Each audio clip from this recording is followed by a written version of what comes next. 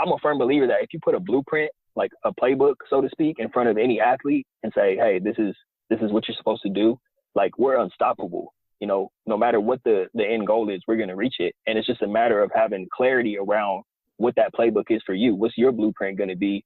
And nobody else can create that but you. Who do you want to become means, like, how do you want to be remembered?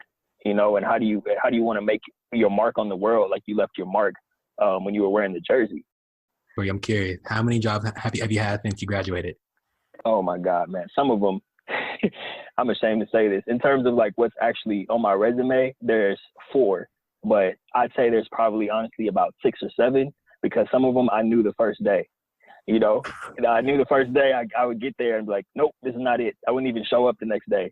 And, you know, I'm not proud of it, but it's like, that's what I was saying just a minute ago about not being clear. It's because you know how it is. You're at a job and you're just so desperate to get out of there that you'll just take anything because it's different.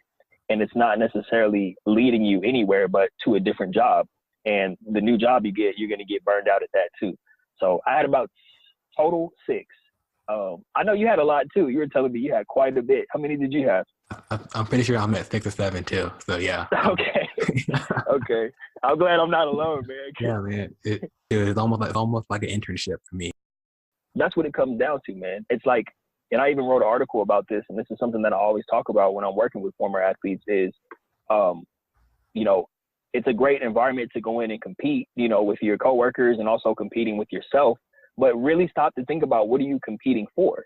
And a lot of people will say, well, man, I'm just trying to, you know, get a bunch of commission and make a whole bunch of money. And there's nothing wrong with that. That's great. But then the question with that becomes, well, what do you want to do with that money? Is it so you can go buy the latest Jordan, so you can get a new car, so you can go out to the club every weekend and, you know, buy bottles and do all that? Or do you have a plan with that money?